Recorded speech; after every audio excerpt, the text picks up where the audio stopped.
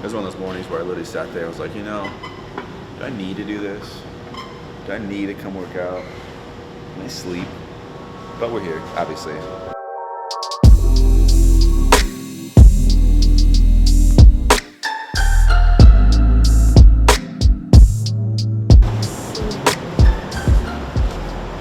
It is 6:51 a.m. and we are about to work out with my buddy Caesar.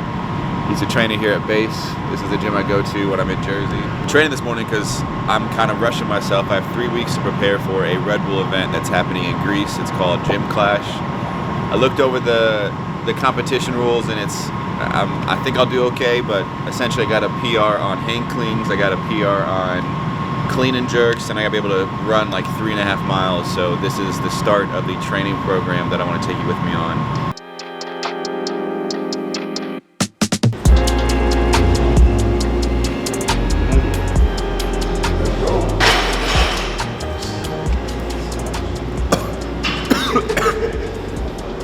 Dark side, my friend. Welcome to the dark side. We're about to wake up. Oh? We're about to wake up. One cool thing about Caesar, and one of the reasons why I love this gym so much and working out with him, is like we have real deep conversation about real life shit. Just masculinity, mental health, sexuality, anything you can think of, we've probably talked about it, and it's super dope because we'll bust our ass for a set, and then in between our rest period we actually have meaningful conversation, which is dope. So that's why I enjoy it, and that's why I want to invite y'all, because it's little nuggets of knowledge, I'll call it.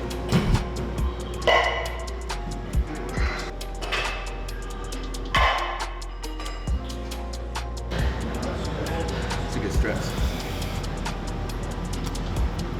That's my guy. All the workouts you've ever seen me post, he's helped write. Wealth of knowledge, played college football. It's funny, you like those gym relationships where you go to the gym and you just slowly start seeing the same person over and over again, and then you just, after like 5, run into like, hey, and then you start slowly talking. That's how we got introduced pretty much. He saw me working, I saw him working. Brotherhood. Yeah. It's brotherhood. It's brotherhood.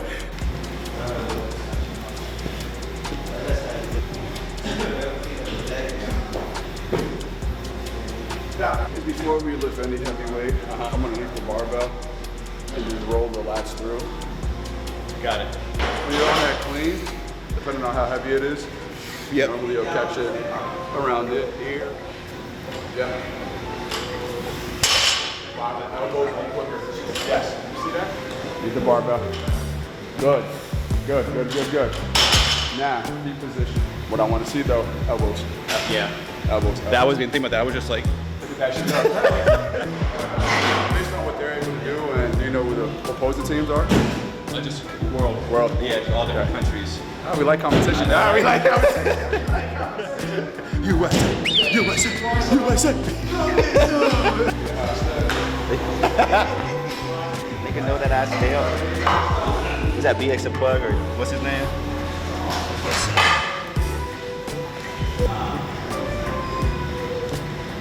Good, yes. The explosive. Use that athleticism. Feel me? Yeah. Use that athleticism. That's why, like, whenever I heavy squat or when I do like heavy deadlift or anything like that, and these, like right here, my like right at that lower trunk where like my tailbone is almost. Yeah, 2 spots right here. Yeah. Both your SI joints. Right, so that's where a lot of muscle is going to connect through those joints themselves. It could also be hip flexors being tight. Down on the knees, elbows on the bench. All I'm going to do is pull the PVC pipe behind my head and push my hips back. We have to reframe how we think about delusion, because usually, like, growing up, you think delusion is like, oh, like, you can't be delusional because it's unattainable and stuff, but we were talking about it as like delusion should be learned to be like a good thing, like a good word to pursue, a good mindset to be, because you have to be delusional. You have to be delusional, and I think that it boils back to as well, right, where people frame manifestation versus delusion, right? Delusion has a negative connotation to it, whereas if you manifest, if I could visually see myself pulling 335, it's the same exact thing. Because you can only weaponize vulnerability if you don't accept your self-actualization, right? So a lot of people see the self-image that is pushed forward, and that's the reality rather than having the internal self be actualized. And for you to live in your existence, to continue to try, people can't weaponize it because I already know when I'm pushing forward. You can't hurt me with what I already know. I'm delusional. You can't beat me. Like this, I had to stop when I was driving in the day and I saw graffiti all on this wall. I thought to myself, I was like, I wonder who made that. And is that person, and are they aware, or were they ever made aware of their artistic ability, not to just graffiti a beautiful mural on a wall, but like, or just like, you know, just graffiti something and go on. Like, what does that person do? Do they have a regular job? Like, deep down, I know that person probably at some point in their life was like, damn, I want to be an artist. I want to do something creative, but they might not have had the resources. There's a lot of variables that go into it, but like in my mind, I sit there and think people's purpose is much deeper than the social construct of like, you have to fit in this box and go, obviously you need to make money, you need to do these things, but I just wish that more people would try to embarrass themselves, try and fail, because that graffiti artist, if he was, or her, or she, was put into a program or just like understood earlier on in life the artistic ability that they wanted to try, they probably would have taken that to absolutely.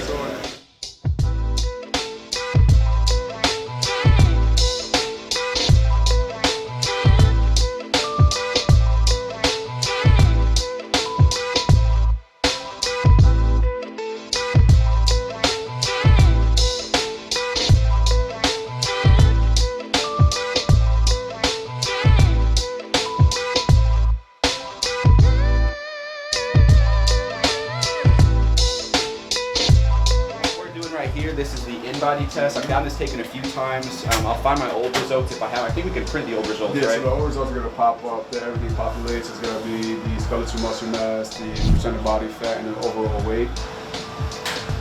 Yeah, I'll take about 10 seconds. Starting your in-body test. Say exactly what we said earlier. This is a starting point. Yeah, 11.3% body fat. That's really good, actually. I see. I'm solid. I like it. I've gained weight.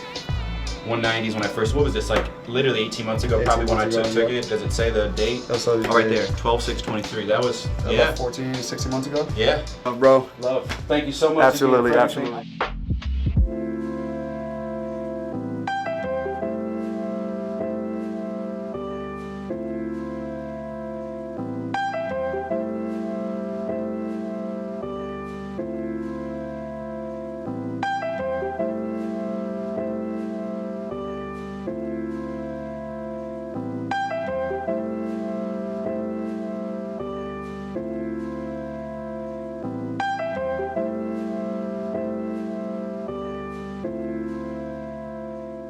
But I love coming to Jersey.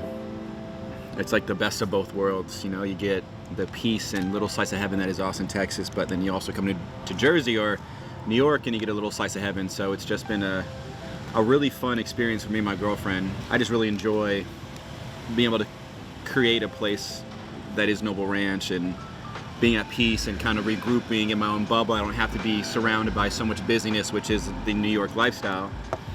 But when I do come here, we can turn it on and grind and go to events like the US Open, go network, go do all these things, because as a content creator, influencer, that's kind of the idea is you gotta be in a major city to really expose yourself and network and meet brands and go to lunches and events, because in Austin it's very few and far between, but I love it. I love coming between both. It's super peaceful in both instances, and I'm super blessed and fortunate to be in that position. But we're headed to Texas next in a few days, and so I'll be there for a few weeks to really train. And as you guys saw, the little bit of training that's going to go into this Red Bull event that's coming up, that's like all I can think about. So that means diet's got to be on a 10 out of 10, sleep got to be 10 out of 10, my workouts got to be 10 out of 10, and I got to get in shape as far as cardio is concerned, because you saw me running, and it was a struggle, it was difficult, but I'm super excited to get home. But I'm gonna make the most of my day, and that's what we're doing today, is just kind of hanging out in New York.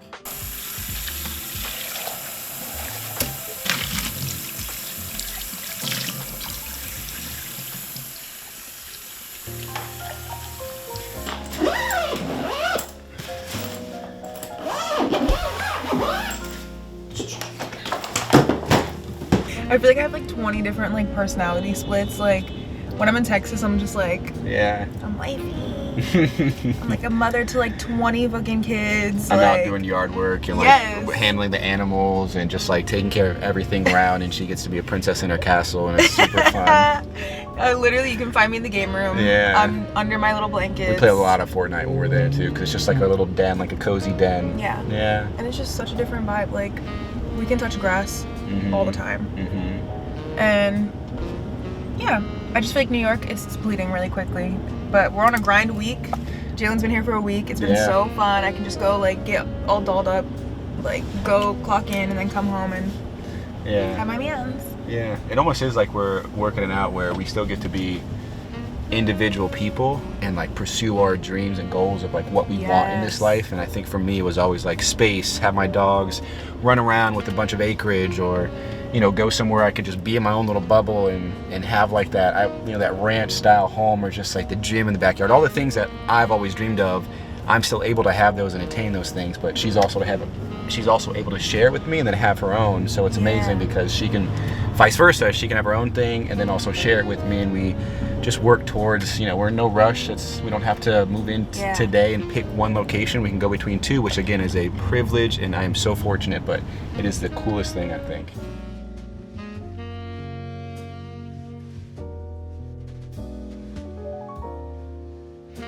Some of these shirts are so funny and so excessive.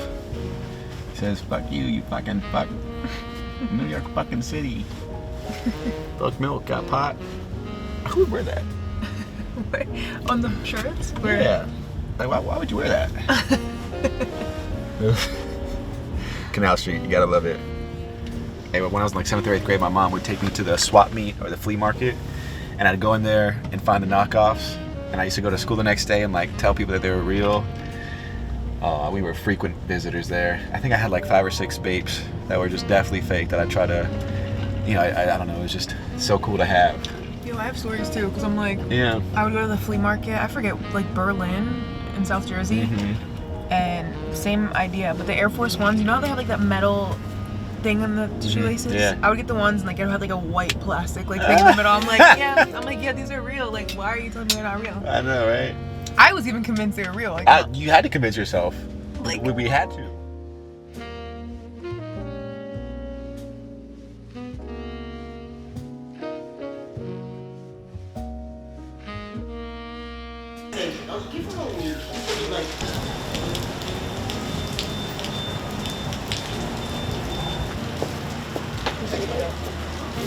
How's it good? Let's go eat.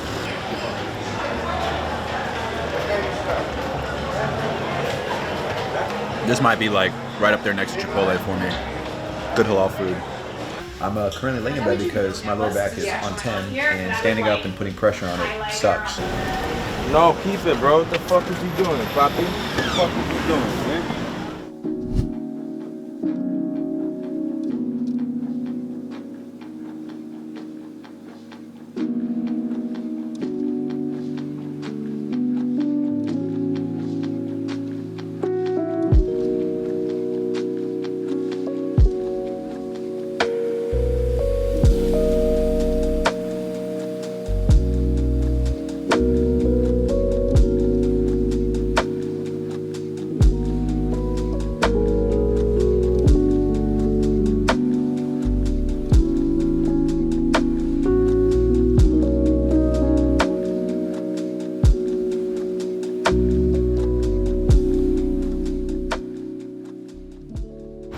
I feel amazing. That was so worth it. I'm still a little stiff, but like I can tell a huge difference. Like standing up, I can get up and walk. It's a breeze. So Stretch Lab, they recommended I stretch once a week for 50 minutes, which usually means I can do a lot of it at home and then come in like every other week for maintenance. So I'll probably buy a package like that. So I'll bring you guys with me in Austin, Texas, or share this more. But I honestly love this. I've known about Stretch Lab for a little over a year now, and I've really wanted to try it, but I'm glad I was able to. Truly, I think it's worth the $50 or whatever it is to get professionally stretched out. Yeah, it's folded like a pretzel for 25 minutes, but I can walk. It's great. 10 out of 10. All right. We got dinner.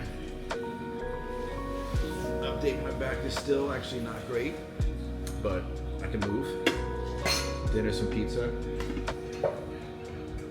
some meatballs. There she is.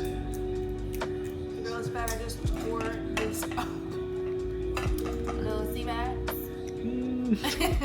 It's my favorite team. Michigan. Yeah. Because they're blue and yellow like Wolverine. Oh, there it is. There it is.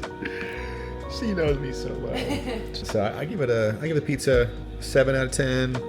Lamb was like a 5 out of 10, and then the sea bass was what? It was a 10. 10 out of It 10. was a little too oily and buttery though. Like, And then there's the last 10 out of 10 right there. Right there. I think that's 37U football across from me. I think that's, you can't really see, but there's a little football game going on. So false alarm, it is not 37U or women's football. It is Little League football. But there are 8 kids on each side of the football, so it's 8-man football, which I've never seen before. A hell of a way to spend a Saturday night. I was just watching the Michigan game from my room, took a bath, was getting ready to get in bed, do some skincare, and I saw this and I couldn't pass this up. If there was a chance, that is a bucket list thing for me to see a women's football tackle league or 37U. So I think that might be a vlog in the future. 37U football, tailgate it, check it out. But this is a hell of a way to spend a Saturday night. Well, that's our night. Skincare and some sleep, right? What a day, what a day.